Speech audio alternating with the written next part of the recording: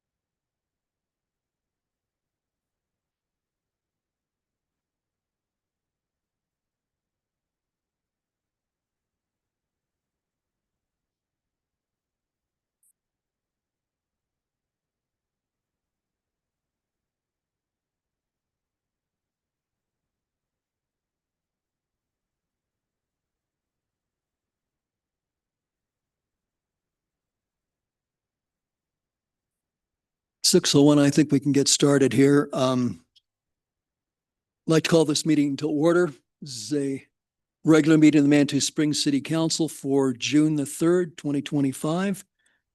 We'll begin with the Pledge of Allegiance, please. Allegiance to the flag, United States of America, to the republic for which it stands, one nation, God, indivisible, liberty and justice for all. Thank you. And before we call a roll, I will mention that Mayor Pro Tem Johnson is excused. Her father passed away this weekend, so she's in Chicago. Our sympathies go out to her. Councilor Weatherholt is having back problems. She has to be excused also, so she is.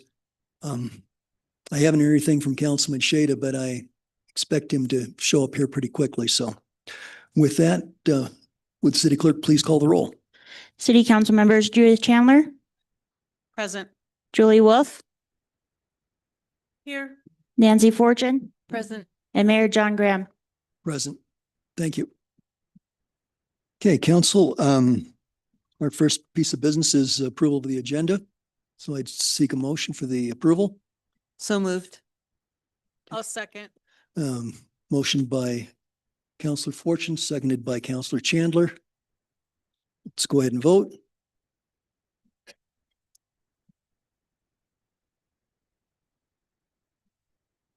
The motion carries unanimously.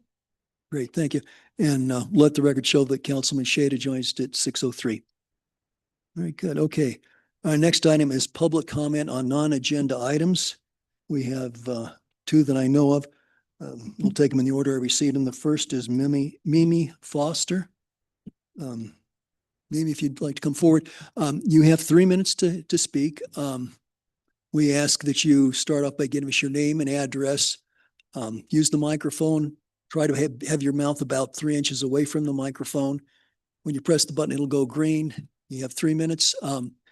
Council, our policy is to not respond or have a dialogue, but we will listen, okay?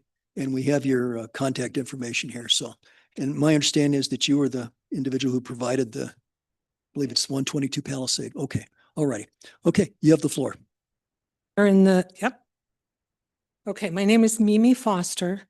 My address is 14519 Air Garden Lane, Colorado Springs, 80921. I am the realtor and the legal representative for Jack and Carol Dawn, who own 122 Palisade Circle, where they have lived for the last 35 years. They have been trying to sell the property. When they purchased the property, they owned 4 lots, 2 that their house is built on and 2 on the hillside. They filed bankruptcy in 2014, and the 2 lots on the hillside went to tax sale. Nobody's exactly sure how the city acquired, but it is understood that the city did not pay for those lots. They are non-buildable lots. And it's dedicated open space. The Dawns are elderly. They are in their 80s. They have moved to Denver and are living in assisted living or multi-generational living with their children. And we had a contract to sell their house in December of last year. Right before closing, we found out that there was an 11-foot triangular encroachment, which I have shared with you. And we couldn't sell the property because we couldn't get an easement. So in December, we started with city administration trying to get an easement.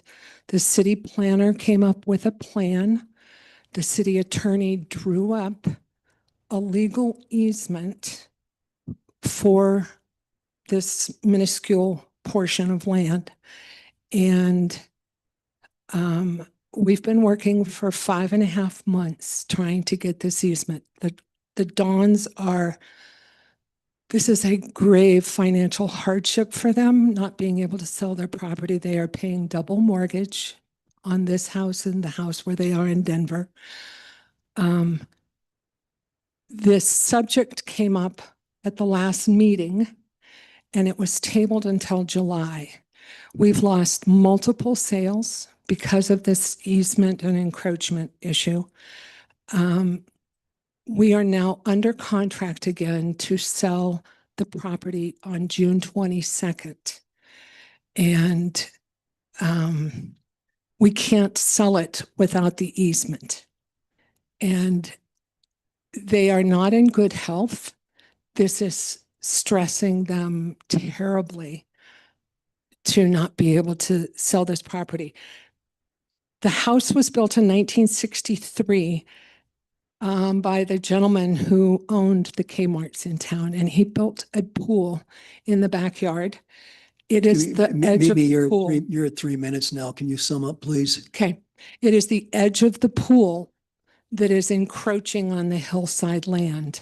There was a deck built on top of the pool, and it is that corner that encroaches. So the Dons are asking that this not be tabled until July, that it be addressed as soon as possible so that they can make the sale at the end of June. Okay, thank you very much. Thank you.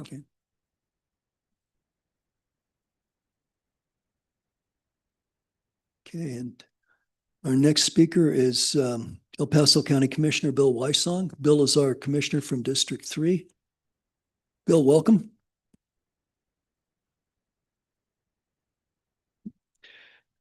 Thank you, Mayor and Council. I just wanted to check in and provide a little bit of good news. Since the last time I was here, the Pikes Peak Regional Office of Emergency Management made an announcement on May 13th that they have went under contract for an evacuation modeling software program called LADRIS. And that is being disseminated out to a lot of the fire districts. And the fire districts will be pretty much able to look at that, run models.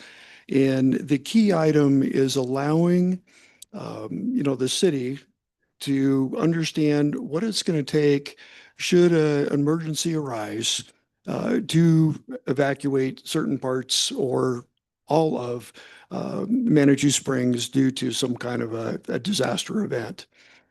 It was something that I was working with the city for about 5 years and with the county. I'm just very pleased that this is going to be available. Each of the fire districts have a license, and they will be able to, once they're trained up, run these modeling programs themselves. So I just wanted to announce this. I think it's a great program. And at any time in the future, if you want me to come back during a work session, I'll be more than happy to make myself available, either individually or if we need to work out something with Andrew Nobaum, who is the director. So thank you very much. Thank you, Bill. Okay. Is there anyone else in the audience who would like to speak on a non-agenda item? Okay, if not, let's move along. So our next item of business is the consent calendar. We have 2 items on the consent calendar. The first is approval of the May 13th, 2025 City Council special meeting minutes. Second item is approval of the May 20th, 2025 City Council regular meeting minutes. If any counselor would like to take an item off for separate discussion, we can do so. If not, I'd look for a motion to approve and accept the consent calendar. Mayor, I'd like to remove F2 for a minor correction, Okay, F2 will be discussed separately, so that just leaves us with 1 item. but I would move to approve F1. Okay, do we have a second for F1? Second. Okay. All right, council, let's, the motion is to approve the May 13th special meeting minutes. Let's vote.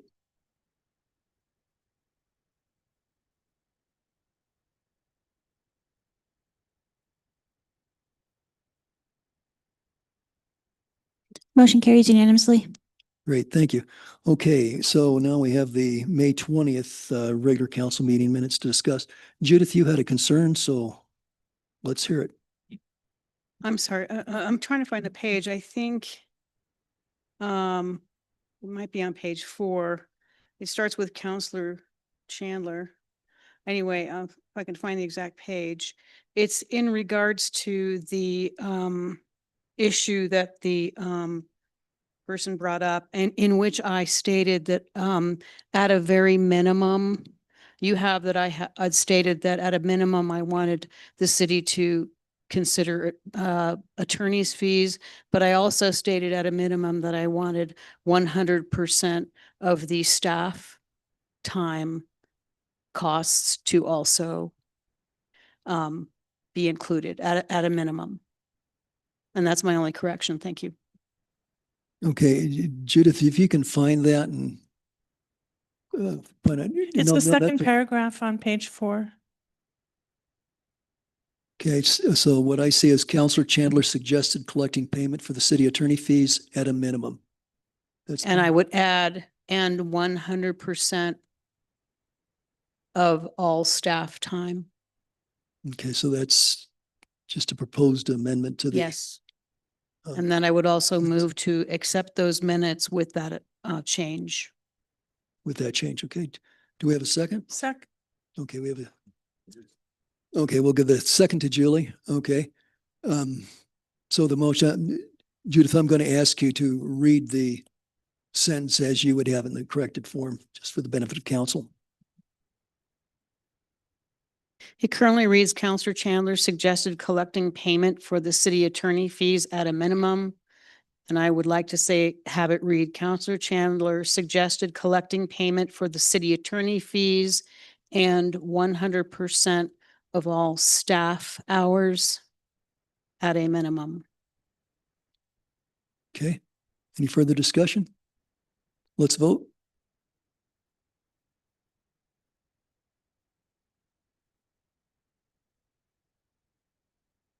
Motion carries unanimously. Great, thank you. And Elena, Kristen, were you able to capture that? Okay, great, thank you very much. Okay, let's move on then. So our first item of business is Art on the Avenue. It's the 2025 review and authorization, and for that we have Ralph Rutten. Ralph, welcome. Thank you. Ralph Roughton, 114 Palisade Circle. Tonight, I'm here on behalf of the Creative Alliance Board to present our 2025 proposals for Art on the Avenue, which is Crane's biggest responsibility each year. It's overseen by our Public Art Committee, all of whom have been involved for 10 to 20 years, going back to the Manitou Springs Arts Council. We spent many hours checking locations and assessing needs around Manitou, putting out a call for submissions to artists and finding the best matches from a large group of responses. This year, we're recommending 4 new installations, all for standard 2-year leases from the artist. Can we get to the slides?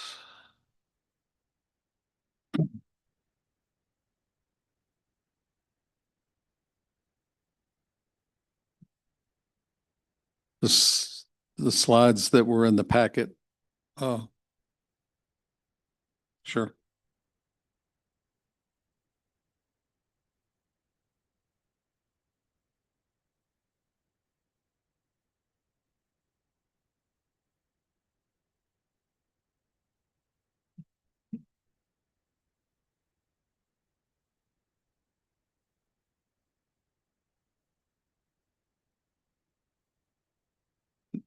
Next. Ooh. Something lost in the translation there. Next slide. Our first, we have Mr. Hare, a smaller bronze by sculptor Mark Hyde of Albuquerque. It would go on a pedestal by the crosswalk just outside the Toasted restaurant, replacing the popular Sandstorm piece that recently left us for another city. This was an enthusiastic choice by our Crane Public Art Committee for a site that we did not want to leave vacant. Next. Next, we have My Mental Garden by Sandy Friedman. We are proposing this colorful steelwork by a respected sculptor, Sandy Friedman of Colorado Springs. He lives in Colorado Springs, but he's had many public displays all around the Front Range. Our committee put extra effort and consideration into this choice to go on an existing pedestal in the garden that's being reworked outside the front door of City Hall. Our goal was to find an appropriate piece that would stand out in this prominent spot, and we feel really, really good about about this. And Sandy is going to be able to help with the installation. We might even have a small event around that as soon as we can, assuming it's approved, but we can't assume. Next. Next, we have the 7 Minute Spring area is one of our most popular spots, as you know, and to give it a new addition because we lost one because a lease ran out. Now we have Pink Cyclone by Annette Coleman of Denver. Annette made a very strong impression on many of us last year with excellent ideas and presentation for a new font at Iron Spring. Her public art portfolio is really quite stunning. And she came back to try again this year with Manitou.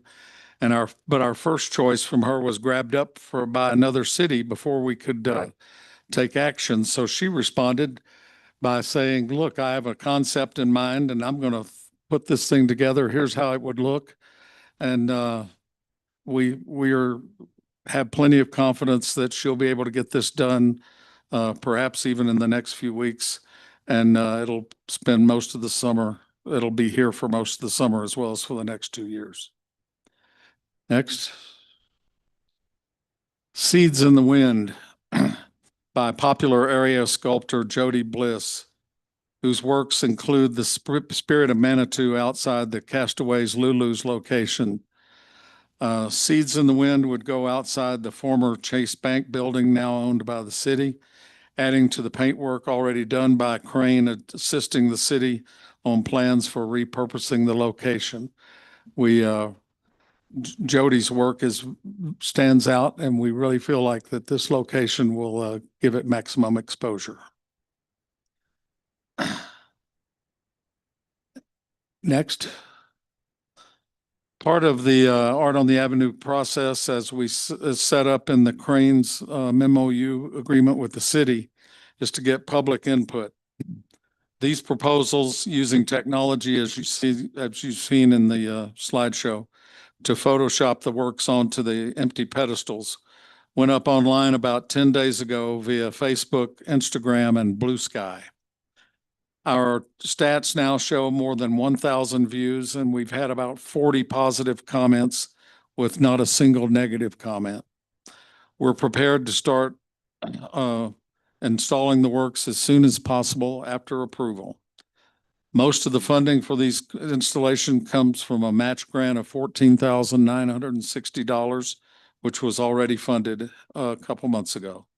To be clear, as in past years, I have recused myself from all match discussions and votes related to Crane, being on both boards. We initially planned on the first 3 installations. Then the opportunity presented itself outside the former Chase building, and we decided to use available Crane funds to cover the added expense of the 4th installation. With that, I appreciate your consideration and open to any questions you might have. Thank you, Ralph. Questions from council or comments? Julie? I think they're great, and I especially love Mr. Bunny. Thank you. Judith, please. Thank you. I also think they're excellent choices. And as an aside, please let Crane know that I think the Chase Bank also looks really great. So kudos on that. So I really support all these pieces. Thank you. Nancy, please. Yeah, I'm prepared to make a motion. Okay. I move that we approve the Crane recommendations as presented this evening.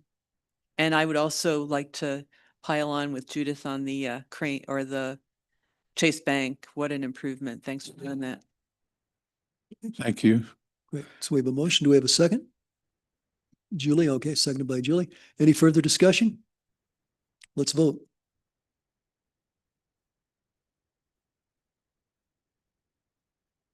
The motion carries unanimously. Great, thank you.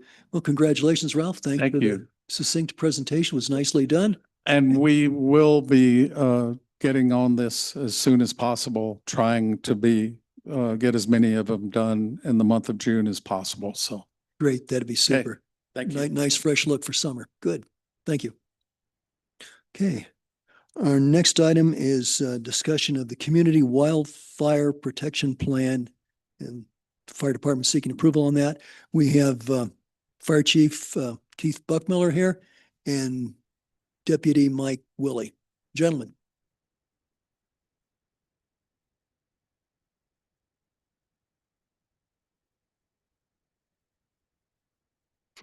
Hello.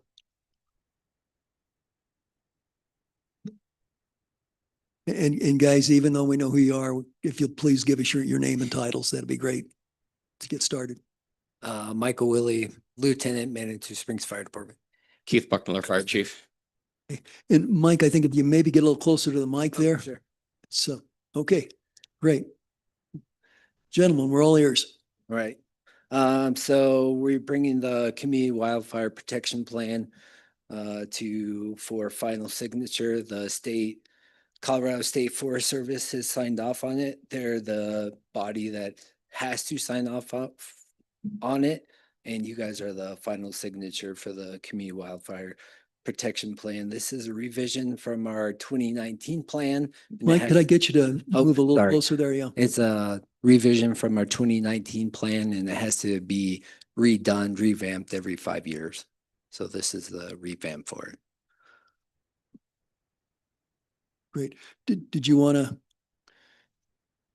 discuss it, or council, we could open it to questions, however you guys want to do it? Yeah, if you guys have any questions about it, hopefully you got it in your packet. Yeah, I would kind of like to start off, and I think it's fortunate that we have Commissioner Wysong here, because early on in the discussion there, I think you talked about interagency cooperation and intergovernmental agency. And I'll try to find my notes here, but there was something about that. And I kind of wanted to see what you guys were getting at. It wasn't quite clear to me, but I got the sense that maybe we could up the teamwork a little bit. I don't know if I read that wrong, but can you respond to that?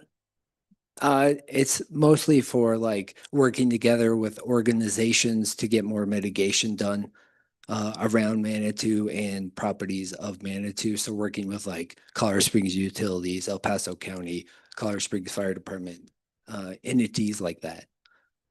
Okay, thank you. Okay, I understand. So that would be other agencies, but within the city limits primarily? Yes. Okay, great. Council, other questions? Nancy, please. Hi, thanks. First of all, I was wondering about if you could fill me in a little bit more on the evacuation plan. Seems to be that nothing pre-planned other than to have the sheriff and the police direct evacuation. And I was wondering as to your thinking and why it's that way. Can you clarify that just a little bit? I'm trying to hear what you're saying. Sure. It talks about the evacuation plan, and it specifically says that there's no formal evacuation plan other than that police and sheriff will be directing folks in the event of an evacuation. And I was wondering why that it's not any more specific than that. The purpose for the evacuation and the reason why we want to have a dynamic evacuation is we don't know which way we want our people to go. We do have a skeleton plan of how we want to have different zones that have been identified so we don't create bottlenecking. We wanted to create a evacuation system that addressed all hazards, not just wildfire. I know wildfire is the topic of tonight, but we also have active shoots. We have floods. We'll have hazardous gas releases, and all of those will tend to create a different type of model that we want to instill. So we do have a skeleton of where our zones are, and then we want it to fill as we go. I know that the citizenry has a practice where they come in and come out the same way all the time in their normal day-to-day activities, but we don't want them to change that. And we want to have that as our gold standard, but then we want to be able to modify that with our 911 and our traffic and our public works and our rest of our city staffing to be able to channel the people to a better place. Because going west out of Manitou to evacuate is going to be quite a uptake, and it's going to be quite a difficult endeavor to initiate, but that might be where we need people to go if we have something in the Black Canyon area. Is that answering your question to some degree? Yes, thank you. Okay. Secondly, on page 50, and when you're discussing Red Mountain, Iron Mountain, and the Black Canyon open space, you talk about various efforts to mitigate and so on, and partnerships. But not once in there do you mention Open Space Advisory Committee, which has a fairly rich history of fire mitigation on open space land. You mentioned staff and Parks and Recreation, but I was wondering why you didn't partner with, and I was wondering if this plan was considered by OSAC. That last sentence one more time. You Yeah, weren't. was the plan, so I didn't see any mention of OSAC in the plan itself, although you mentioned other partners. And I was wondering, just in general, if the plan was even staffed with OSAC. That would be a fine endeavor, had those communication lines established. We didn't have them in our 2019, so we didn't push them into our 2025. I'm happy to have those conversations because we have to really help all these agencies help shoulder this process. And if they have the funds and the wherewithal and the desire to be ambassadors to our cause, I'm all over that. Yeah, That might just been an oversight. okay. And 'cause- I've been working very closely with OSAC in the last year. Right, I know in the Black Canyon, the master plan that you guys work somewhat together, but I would certainly like to see that explicit, that you guys have that partnership. And I know OSAC had worked for that for a long time. so- Yeah, I've meet with them quite often. Okay. I was just in their meeting last week. And also, it seems that education was a primary objective, I think, of the plan itself. And whereas reading the plan, it is incredibly educational, but I wondered what your strategies are to educate the community and the public. We've had a community meeting in February, whenever that was. We're really pushing through social media, email, all that stuff for me or anybody from the fire department to come out to do a wildfire assessment. So people can do more mitigation or be more fire wise on their properties. So it's been a real push with the fire department. So you've had a meeting with the public in February, Mhm. and was that, and I believe this plan went out to the public as well, did it not, for comment? Yes, And did you get any responses? I probably, off the top of my head, I want to say like 30 to 40 responses. Okay. And can you kind of summarize what the responses were? Overall, I didn't get anything back, like anything needed to be changed. And overall, the responses I got back were people were happy with it. Okay, thanks. Judith, please. Thank you, Mayor. So I didn't see a tremendous number of major changes from this update. And it's just for the audience, it's 73-page document. It's very, very in-depth from the 2019 plan. Did I miss anything that should stand out at me that was a major change from that? It's just more robust, more education for the people, and more of a Okay. well-established plan. Okay. I want to circle back. One of the items that Counselor Fortune mentioned is top priority for me. And that is, I do not think it is sufficient for us to have a skeleton of an evacuation plan. I want the city to have a top priority of an actual evacuation plan by zone. Because when you think about how landlocked we are, my big concerns are when we do things like the Rexton corridor improvements, or if we were to have an evacuation during a major event like the Pikes Peak, Ascent Marathon. So I think that we really need to make that a priority to have to really put a lot of energy and effort into actual evacuation plans. And I know, it's not something that I expect you to, have at the ready, soon, but I think it's really something that I think the council should be prioritizing in our community. And that's all I've got, Mayor. Thank you. Thank you. Julie, please. So is it, excuse me, is it realistic to prepare alternative evacuation plans since we don't know where the fire would be? And that would, I would assume that would affect the evacuation plan. Because you want to avoid the fire. Would you have to, if there were a plan, would you have to come up with multiple different versions depending on where people are most likely to be able to exit Manitou? Well, yes. The short answer is yes. The long answer is we need to have dynamics into the equation.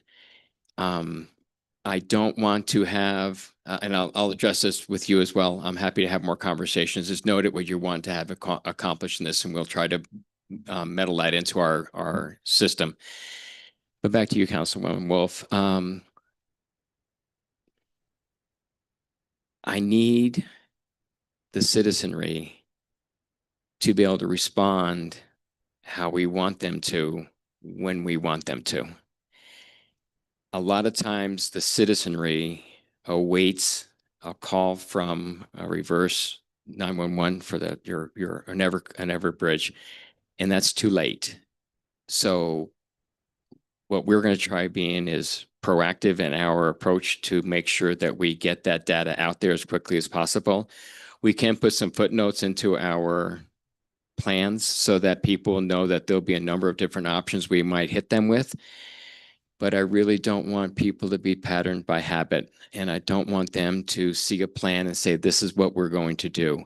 Because I can't have them bottlenecking. We had that scenario happen on Woodman when we had the Waldo fire. And the plan was to have 3 lanes coming out and 1 lane going in, because we have to have the ability to bring our apparatus into that equation. But we had 450 cars that were in a skewer area that were going to be run over. So we open up a 4th lane, and that's the dynamic part that we want to be able to hold back so that we don't have people saying, no, I can't go in this lane, and then they don't. So the challenge we have is that apathy is our biggest enemy, and people don't care. They're not going to read the plan until they see smoke or see embers coming through their yard. And that's when I want to be able to bring in this overshadow of social media, news, public works, public department, police department, city council members, anyone we can get that's got a thinking, critical mind that will help us initiate the end goal, which is to utilize the best evacuation path possible. So both of you have got some very, very solid comments and very, very solid concerns.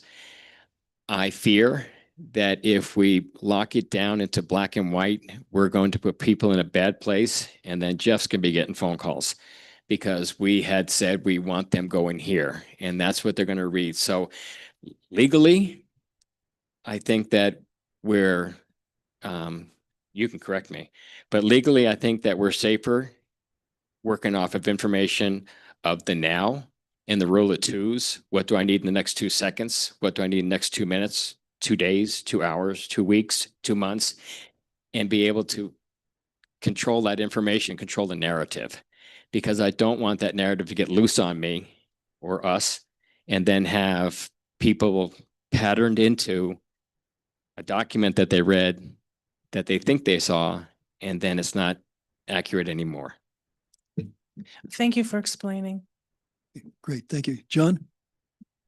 I know you said that you don't want us necessarily dependent upon essentially kind of the, was the peak alert system, right? Did I understand you? Yeah, the reverse 911 thing. Okay, Yes, Um, as one of the media that we would be utilizing.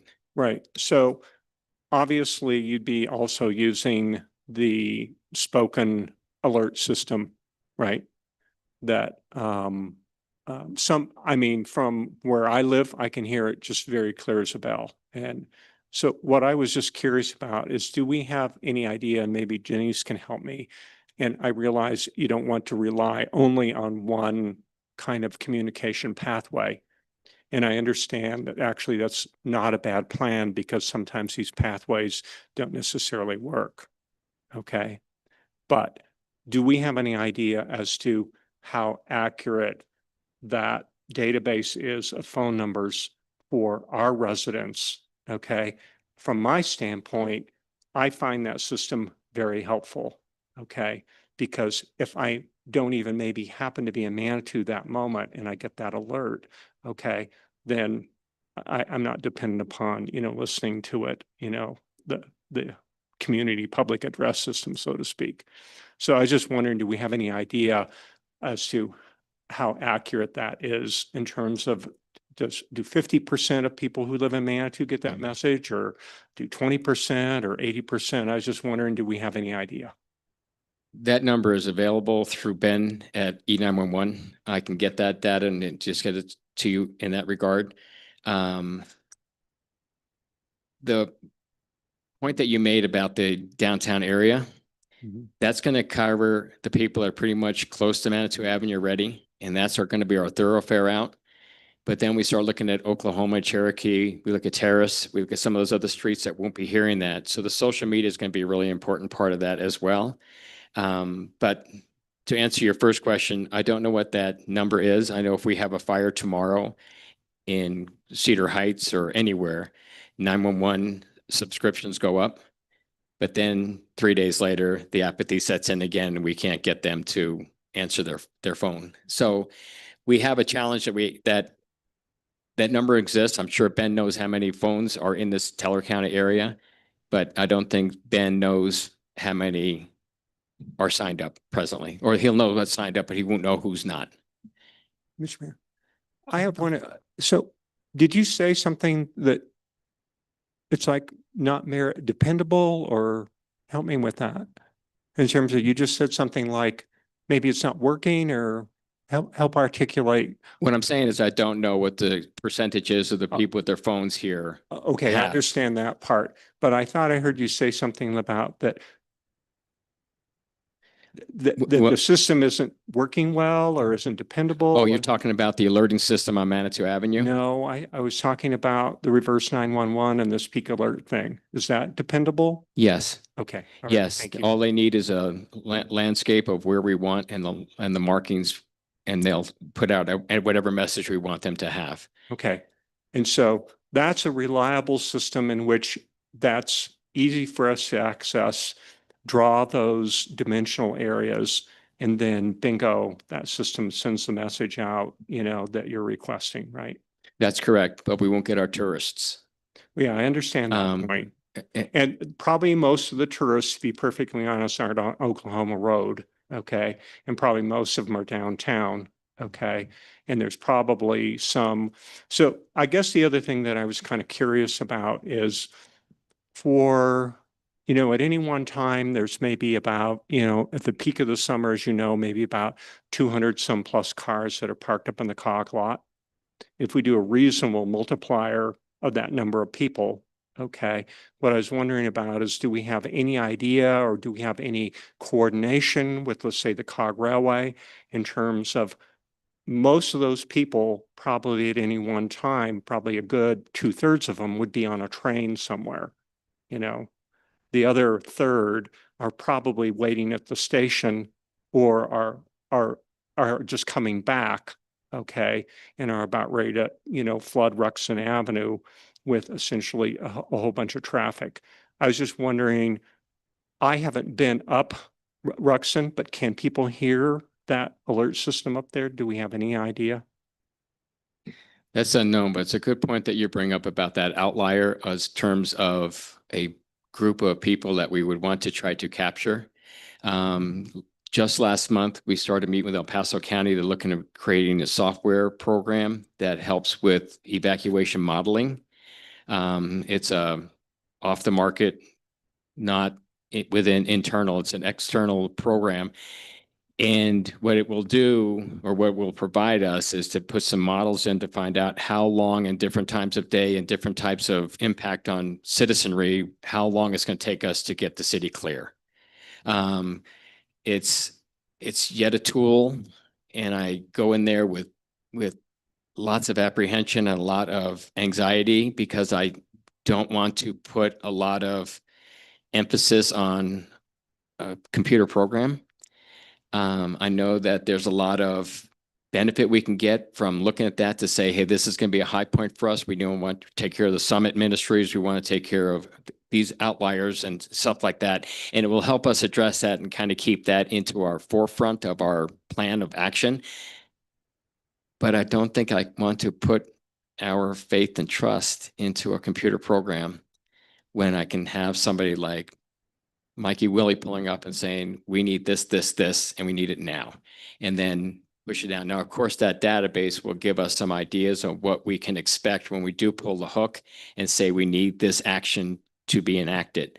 But it's yet another tool, and I appreciate the tools, but not all my problems need a hammer. He does, but not all. So it's with great reluctance that we sit in these meetings. Good. Okay, thank you. Usually reading through 73 pages of packet material for a city council meeting is pretty tedious business, but I thought this was really quite interesting. Frankly, I kind of enjoyed reading this report. It answered a lot of questions. I thought it was lucid. I learned quite a bit. So I think this is a good product that you've put together. Some of the things that I thought were particularly good, and since we were talking about evacuations, you'd mentioned, in fact, it's on page 16, about how in the event of an emergency, the public tends to, a lot of people gravitate towards panic. So that's a challenge, and that's why we have the easy job up here, and that's why you are the fire chief and the fire lieutenant. So we can sympathize with the challenge that your job has. So I think it's an ongoing task, and I think there's a step towards getting it right. One of the other things I liked about in here is the philosophy that you had is that the city should set the example. And in your work plan, I think you targeted for this year the Black Canyon open space area. So I think that's maybe something maybe city staff can be involved in. In talking to a couple of the OSAC people, I think there's the opportunity to get some volunteer help out there, and that would really, I think, help migrate the thinking. That was another point I think you had there, is if you can get 10% of the people to start doing it, the idea might catch on. So that seems to be a pretty good way of doing things in Manitou Springs. That's, I think, how the population can respond. So I think this is overall quite good.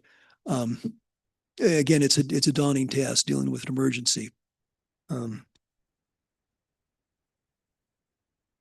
again, I think the point of the city's setting the example, and you've got, I think, a good work plan, and you've got a timeline for next year and the year after. So this really becomes a way of life, living in which term, fire adapted community? Is that the correct term? Okay, so we're going from fire mitigation, if I understand the thinking, to fire adapted. So it's a good product. So thank you. I think. Yeah, Judith, please. Thank you, Mayor. I agree. 73 pages can sometimes be tedious, but I actually found this very informative. So this will obviously be on the city website. People there's people that want to look at it.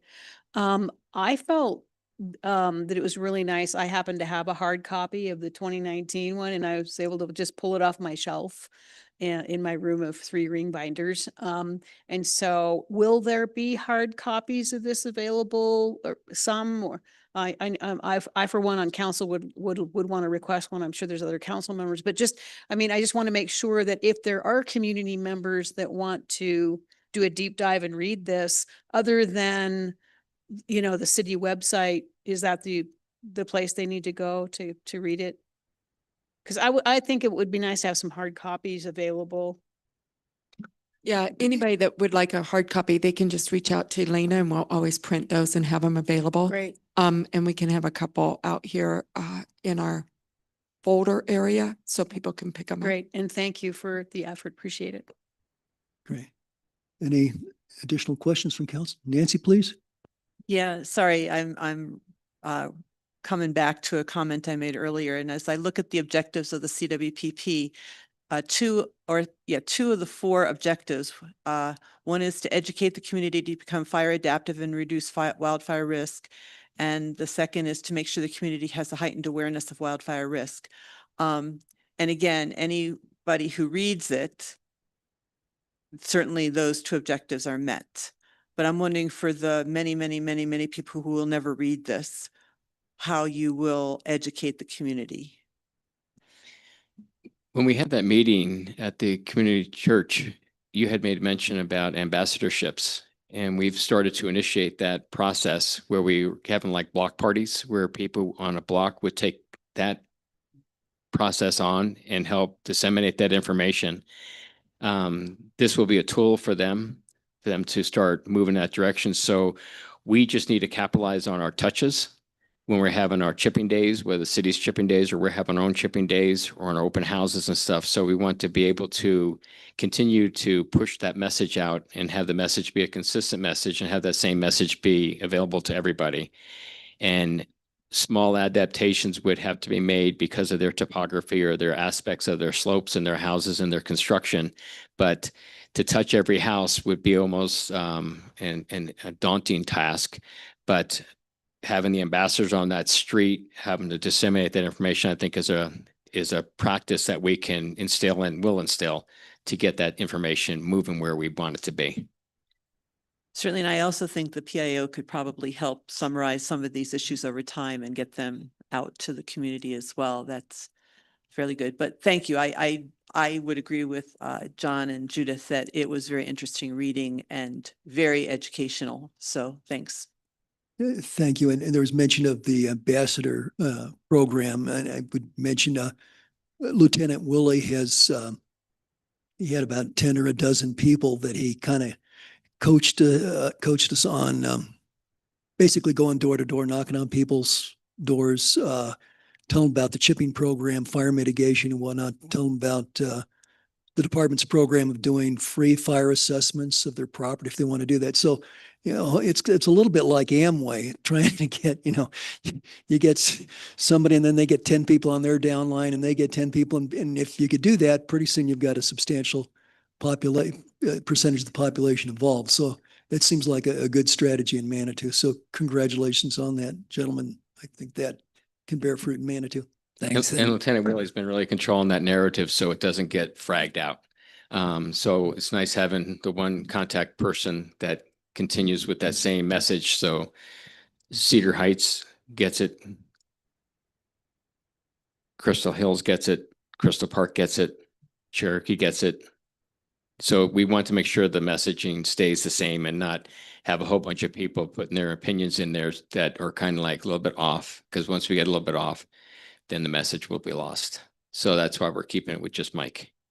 Great. Okay. Well, thank you. That's, I think we're making progress. When you look at the size of the problem, we've got a long ways to go, but first step's always the hardest.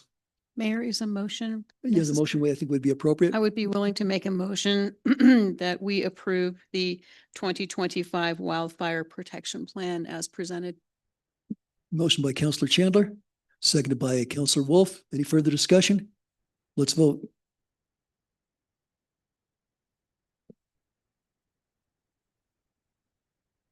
Motion carries unanimously. Great, thank you. And I don't mean to be speaking out of turn for council, but I think we really all, we worry about this at night and whatnot. So let us know how we can help. Okay, education, city participation, that's important. So you know where to find us. I think this is a really good start for that, to know that you're continuing on with the support for the CWPP. And thank you for that. Great. Thank you very much. Good job. Okay, let's see what's next here. Next item is first reading of ordinance number 1025, an ordinance amending section 13.36.100 of the municipal code. And this is stormwater season now. I'm sorry, Keith, did you guys have, I think we're done unless, was there anything you guys want to mention that we? Okay, I think. Okay, that's right. Yeah, and Keith, have you talked to Commissioner Wysong from El Paso County? He was here earlier. I don't know if you, I think maybe you, okay. I think you came in after he made his announcement about fire evacuation software. So maybe you guys want to chat. Okay, great. Thanks. Okay, so we've got, we want to talk stormwater. Fred, you're going to, I think, walk us through this if you come up.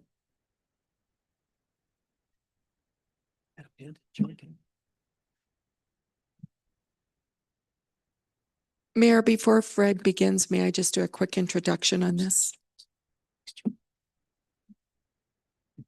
Fred, before you get started, let me read the other related items, because I think when we went through the work session, we went through them in sequence, but we talked about them. I think it might help us in our discussion and our enlightenment to understand why we have 4 ordinances. And in my mind, it's pretty much the same flavor of, it's slightly different flavors, but so council also, I think while we're doing this, let's anticipate what's going to come after this. We have first reading of ordinance number 1125, an ordinance repealing and reenacting Title 14, the Manatee Springs Municipal Code concerning stormwater quality management and discharge control. Then the next item, 1225, Title 6, again, stormwater. And the 6th item, first reading of ordinance 1325, amending chapters 18.03 and 18.06, Manatee Springs Municipal Code, again, concerning stormwater. So, and 5 did I? Okay, so we've got several things there. So these are kind of broken up, but I think the general discussion is probably pretty similar. So Fred, if you can kind of maybe walk us through this and help us. And Jeff, the legal rationale for having 4 ordinances might be something that you could speak to here in a few minutes. So Fred, you've got the floor. Okay, Mayor, thank you very much. For the record, Fred Rollenhagen, Planning Director. We are considering right now, yes, we're considering, this is the first reading for ordinance number 1025, ordinance amending section 13.36.100 of the municipal code. But of course that all 4 ordinances are related to the what we're calling the stormwater code, or revisions to the stormwater code. And those revisions are happening in 3 separate titles, hence the 4 separate titles, hence the 4 separate ordinances. So the first one is regarding Title 13 or Section 13. Just as a recap, in order to remain compliant with the city's municipal separate storm sewer system, or MS4 permit that is issued by the Colorado Department of Public Health and Environment, we're proposing amendments to the 4 titles, 6, 13, 14, and 18 of the municipal code, to better address illegal discharges into the city's stormwater system and waters of the state. So Title 13 is specifically amending the definitions of storm sewer system and stormwater management system. And that's all, those are the changes that are being proposed for Title 13 and is the subject of this first ordinance. Okay, thank you. We had gone over this in the work session several weeks ago. I think council's curiosity was pretty well satisfied at that time.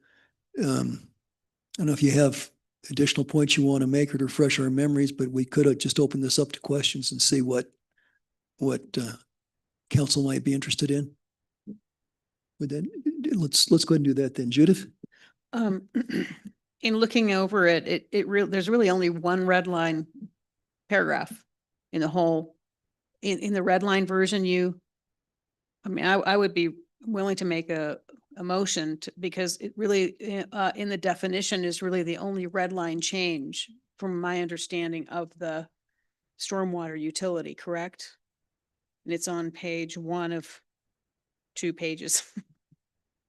So that's really the only change that you're requesting in this one ordinance, Yeah, that's correct. It's that definition of just the definition. the definition of separate storm sewer system. And then the next one, we're making, it looks, we're making a few changes to a stormwater management system, meaning, all of the structures that comprise the separate storm sewer system that is used by the city for control of runoff. So that, those were just some changes. So, Mayor, what is your preference to make motions on each of these separately then? I think we should still handle each item separately, but I yeah. think since. But I am ready to make a motion to pass on first reading ordinance number 1025, an ordinance amending section 13.36.100 of the municipal code. And it'll come back for second reading at the next regular council session. Okay, Second. I think we have a motion. We have a second by Counselor Fortune. Any further discussion, council? Let's vote.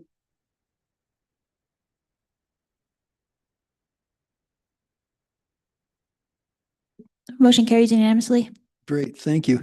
Okay, let's go on now and consider ordinance number 1125. This is the one repealing and reenacting Title 14. Fred, do you have anything you wanted to point out on this? I'll just for the record, I wanted to point out that Title 14 is actually the meat of our stormwater code. That is the stormwater code is Title 14. And that is being entirely revised, as you can see in the red line and updated. It addresses applicable construction activity and applicable development sites. It addresses plan review and exemptions. It addresses inspections and it addresses permanent stormwater quality management, base design standards, as well as long-term operations and maintenance. So this is the meat of it. John Chavez, our consultant, is here to answer any questions and knows a lot more about stormwater management than I do. Okay, thank you. Council, do we have questions for either Fred or Mr. Chavez? Again, I think our curiosity was pretty well satisfied during the work session. Perhaps we're ready for a motion? May I make just one quick comment? Sure. In this, the meat, which is 21 pages, I just have to admit that I read it and some of this was just way above my pay grade. So even if I wanted to ask questions, I just, I'm going to trust the process on this one because it was a lot and there's just some, there's a lot that I didn't understand, but I get it. So I'm willing to approve this this ordinance. Is that a motion then? Okay, I will move to approve on first reading ordinance number 1125, an ordinance repealing and reenacting Title 14 of the Manitou Springs Municipal Code concerning stormwater quality management and discharge control.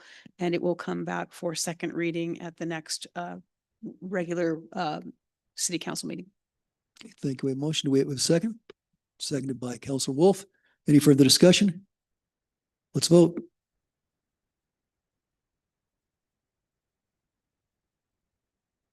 Motion carries unanimously. Great, thank you. Okay, and now we'll consider ordinance number 1225. This one amends Title 6 with the addition of a new chapter 6.17 concerning discharges to the municipal separate storm sewer system. Fred? Okay, thank you very much. Title 6, we're looking at Title 6 here. And this is the amendments in Title 6 or the additions in Title 6 are specifically to provide enforcement authority for the city to enforce any violations. Thank you. Do we have questions from council? Perhaps we're ready for a motion then. I'd move to approve Title 6 modifications. Okay, thank you. We have a motion. Do we have a second? Second. Seconded by Nancy Fortune. Any further discussion? Let's vote.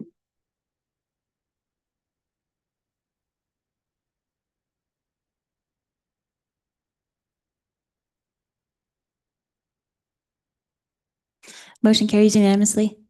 Great, thank you. On to ordinance 1325, an ordinance amending chapters 18.03 and 18.06 of the Manitou Springs Municipal Code concerning stormwater management and grading and erosion control permit provisions. Fred? Okay, thank you. So this is amending Title 18. Title 18 is the Land Use and Development Code. And these amendments are specifically to essentially connect the requirements of Title 14 to the grading and erosion control permit requirements that we have in Title 18.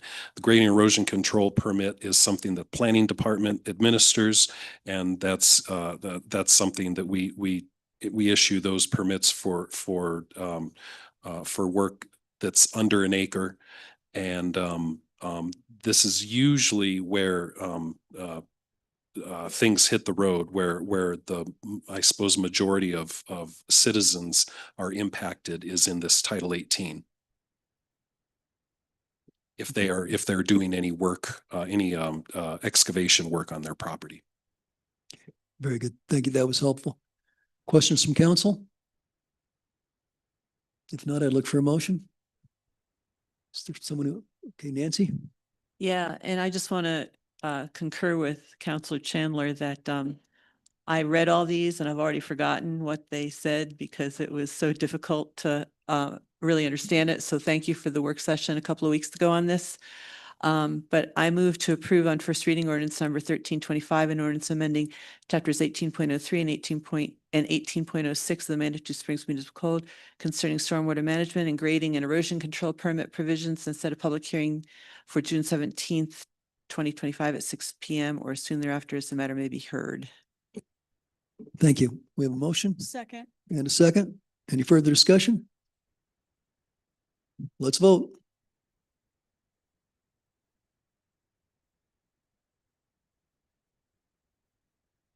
Motion carries unanimously. Great, thank you. Very good. Thanks, Fred. I think that's, if not a record, that's pretty close. We have 4 ordinances in probably 20 minutes. That's, yeah, very good. Pretty good. Okay, thanks. Thank you. Okay. All right, so now we come to a hearing.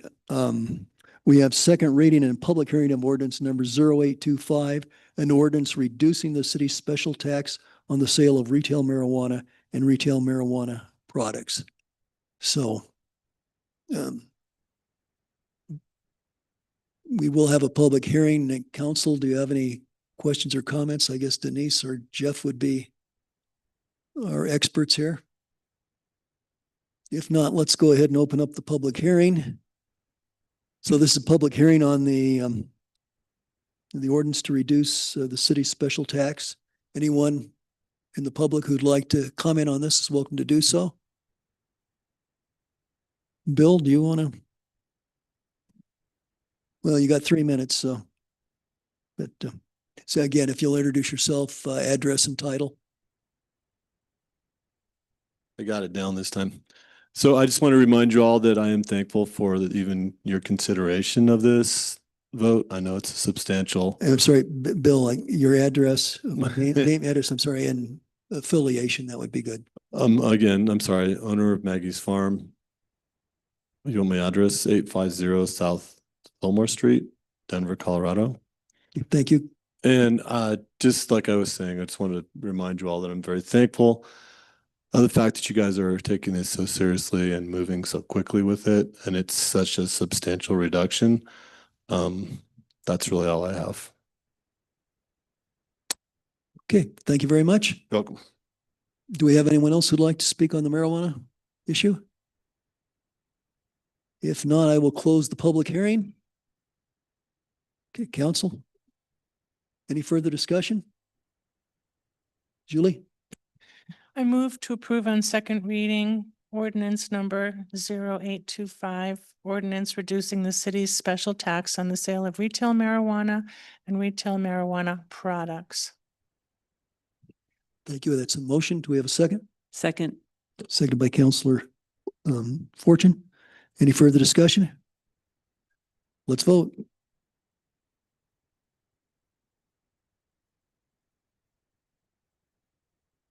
Motion carries unanimously. Great, thank you. So let's see, so that'd be 5 days. So it looks like about June 9th. Is that correct? The marijuana tax rate would change approximately. Is that correct, Jeff? Yeah, that's correct. Okay, June 9th. All right. Very good. Thank you. Okay. Okay, receive or act on council correspondence. I also mentioned, of course, I think council, you're all familiar with, having looked at the agenda, that we do have an executive session following the city administrator's report. And we'll probably, I think we'll take a break before we go into executive session. So receive or act on council correspondence. Does anybody have anything? Nancy? Yeah, I sent an email to council earlier today on sending something in memory for Natalie's dad. And if everyone could just get back to me on that, I would greatly, as soon as possible, like tomorrow, that would be great, based on how much they would like to contribute and what they would like to do. And there's a couple of options, and the obituary is also included.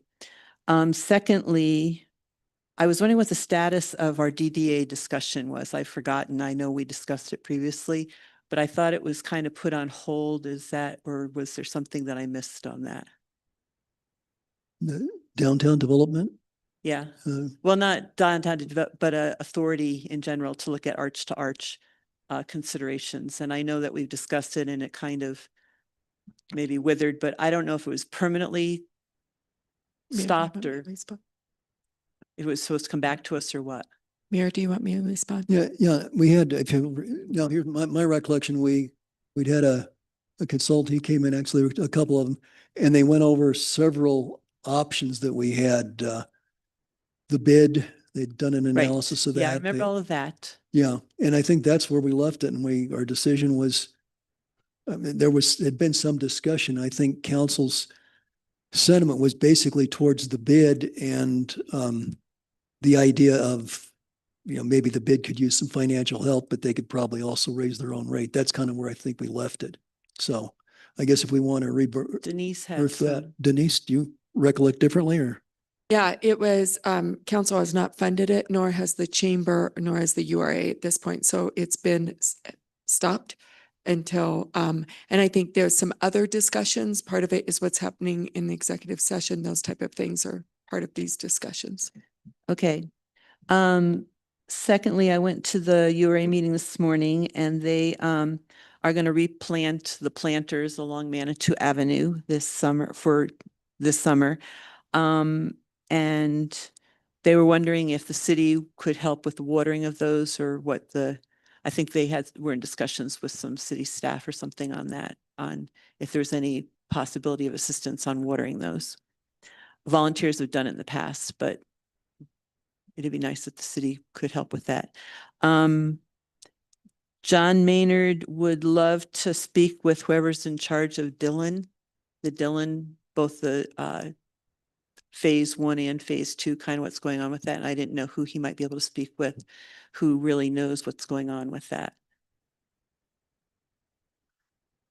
Well, we've had a number of public meetings. He, of course, could have attended those. What is his? He's got a bunch of ideas and he's got extensive planning experience. And I think he'd just like to sit down with someone and talk with them about it. Why doesn't he come tell us? Well, and he can certainly do that, but he just asked if there was he's been trying to communicate with various city staff members and if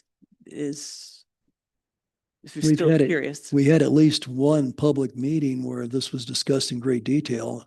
And I think, and also at council meetings as well. So council is saying that no, there's nobody that he can talk with about it. Well, Denise, can you respond to this? Yeah, he met a couple of hours last week with Fred. So he's already talked to Fred on it for a couple of hours along with a couple of other things. And then, as you know, the first phase is done, or the initial project is done, and then we'll move into the second phase once we get the approval and get more funding.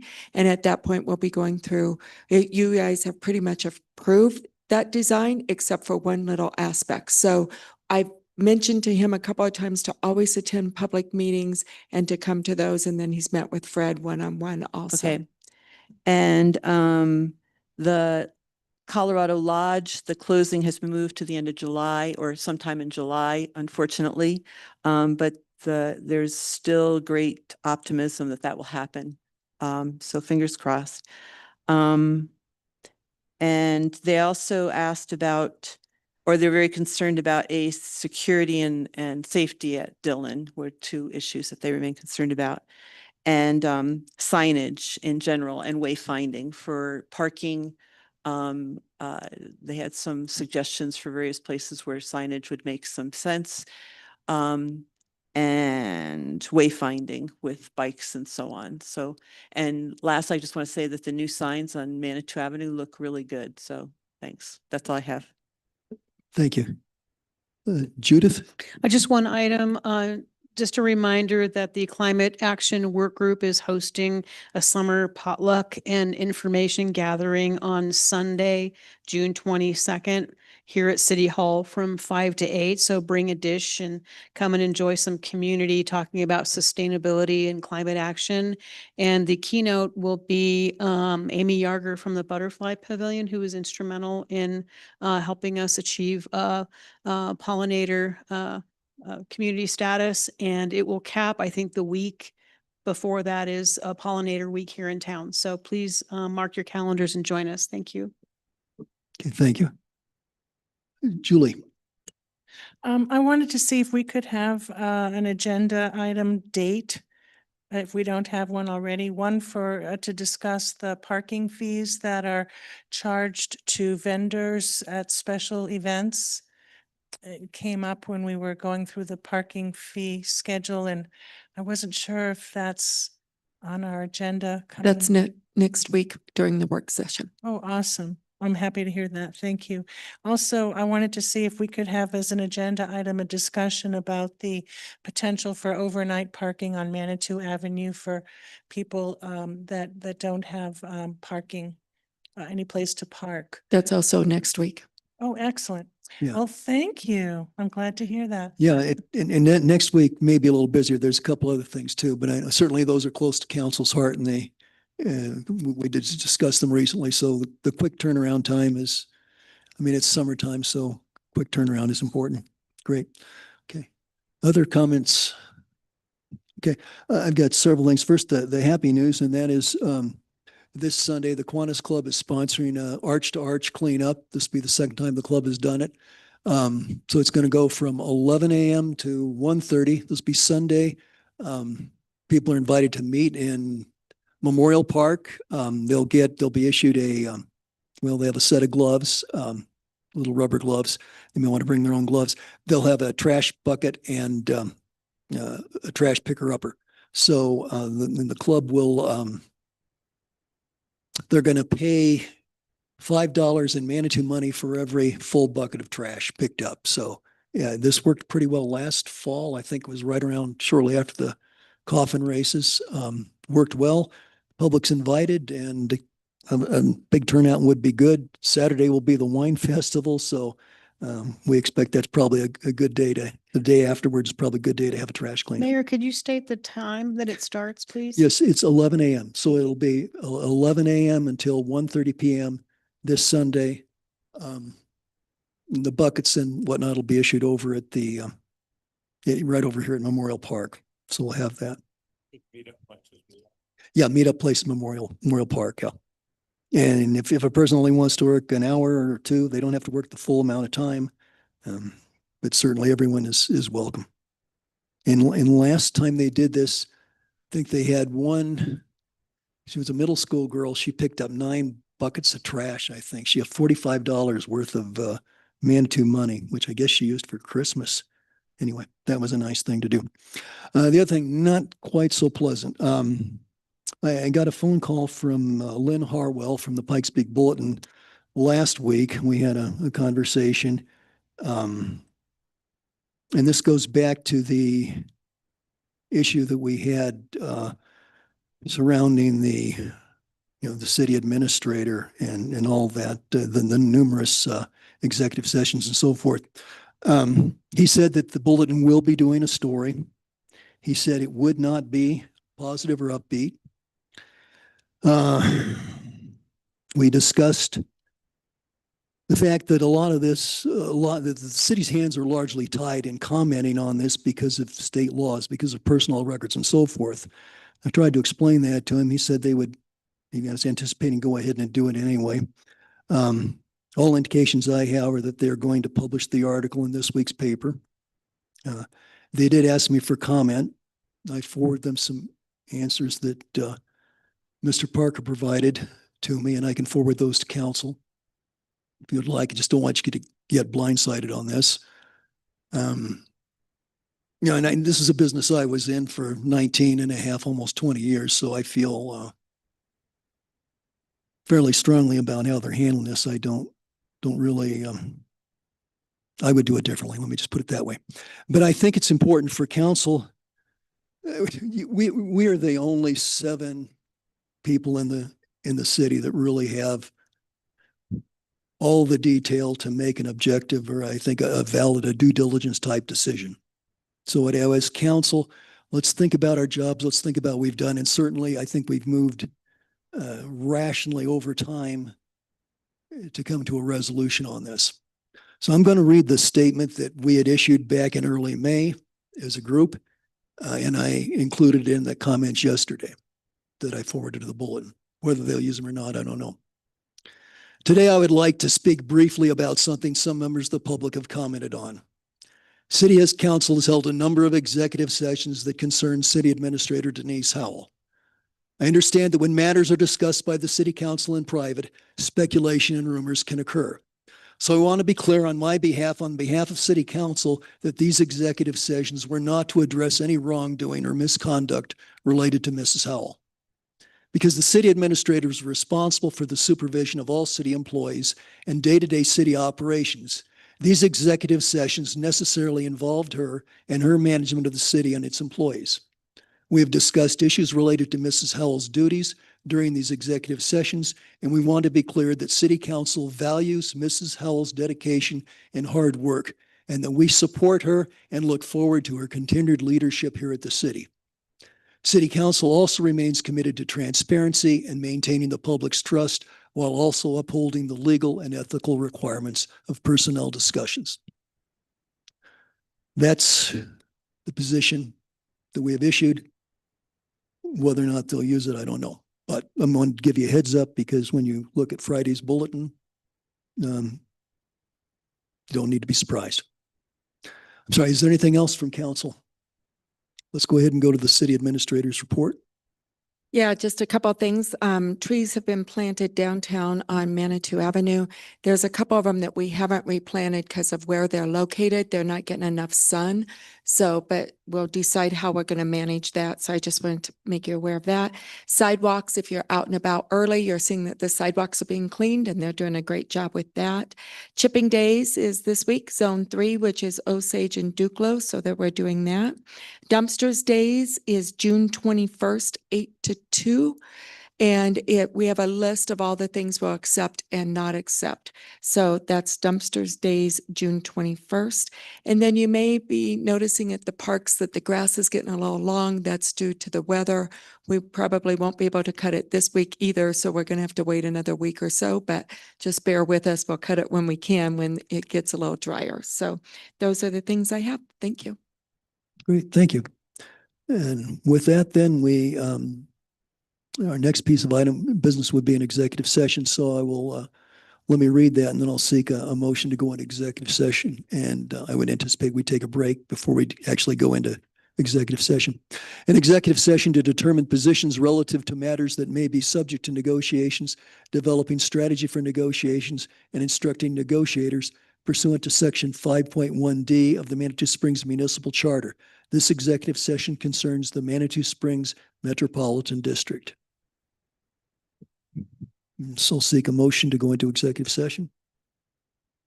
Okay, moved by Councilor Wolf. Second. Seconded by Councilor Chandler. Let's vote.